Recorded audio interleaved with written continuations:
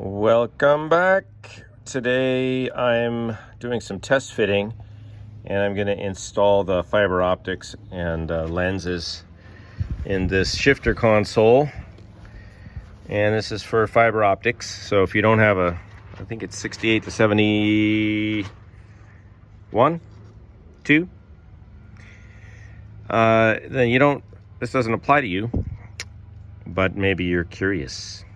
So, we've got a couple things here. We've got the lens, let's call it, I guess. I'm going to be making up terms for some of this because I don't know what all this stuff is called, but we'll call that the lens.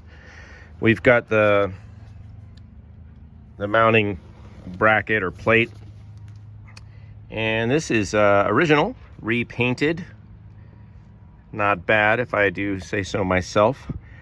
And so what we're going to do, and then important, we have the fiber optic loom. And these are coming from the front. I'm not going to get into all the details, but these come from the front. We've got high beam, low beam, and side marker lights or signals. I guess it's the turn signal, I believe. And so this has to go in the right way. I'll show you how that goes in. This has to go in first. And I want to point your attention to the fact that there is a middle mounting area that can you see that that's at an angle? Let me see. There we go. You see that? So that's at an angle. And this is at an angle. This whole thing from this perspective is angling that way so that when you're in the car, of course, and you're sitting and you're back over here, you're looking it up this way, these are obviously angled forward. Or, I'm sorry, to the back of the car, angled so you can see them when you're looking forward. Anyway, you know what I mean. So, that's a clue. First of all, we're going to take this and we're going to mount it. So, it's pretty easy. I mean, the nubby side goes down, right? The side with the 6 raised portions goes down, and there's one screw that's going to hold that. Oops, sorry. Trying to pay attention to multiple things at once here. And that's going to go in there. Is that the right way? Hold on. Hold on. Aye. Okay, that's the right way.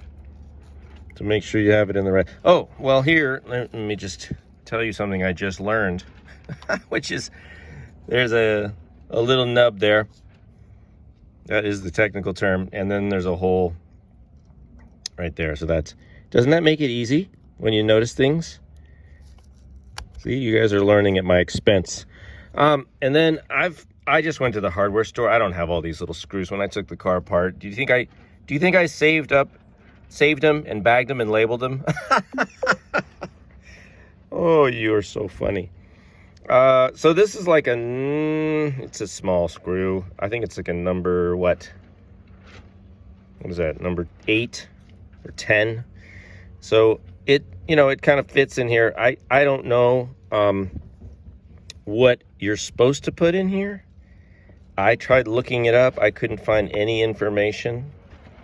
So I just found something that works.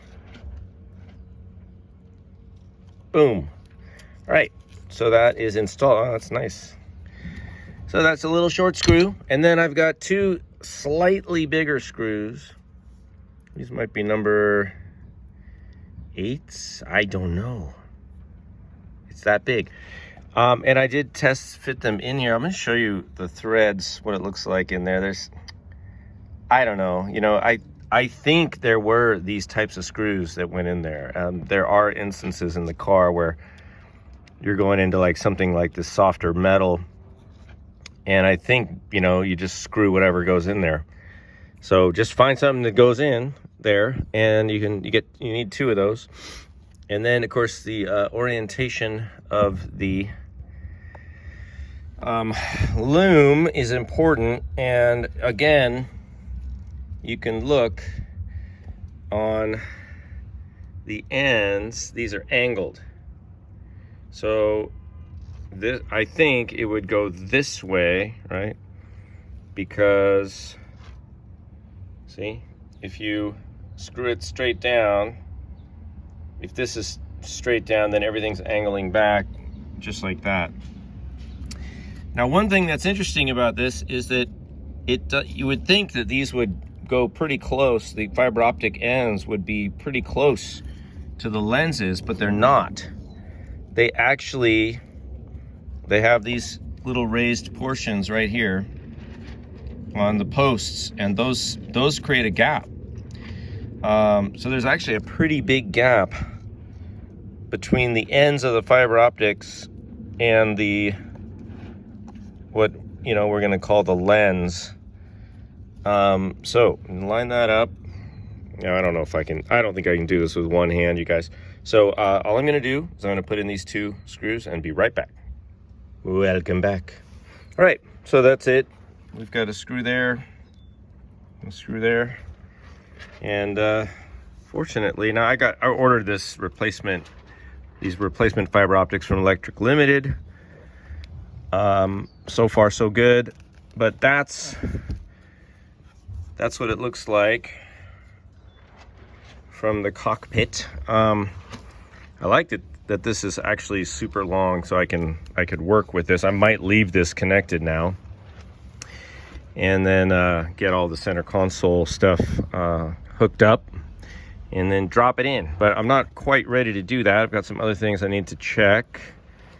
Later, not right now, I'll do a little fiber optic test, but I'm not, honestly, I have kind of low expectations for the fiber optic thing. As long as there's a little dim light in there, I will consider that a success. I know it's not going to be really bright or anything. It's a really kind of weird, low-tech system, but it's a system I wanted to have on the car because it came with it, and it was not working well, and so I just spent the money and I'm hooking it up. But honestly, it's not something you're really going to pay attention to much, and certainly nobody but you will care about it. So I have other issues I'm dealing with right now, which is getting this thing to fit. But that's how you hook up the fiber optic upper lens indicators. And then on another video, we'll address the lenses for the lower section, which goes down here, which there's only 3 lights on. All right, but that's it. If you have any helpful tips for our community, leave them below. Make sure you like the video if you do, and I'll see you guys later.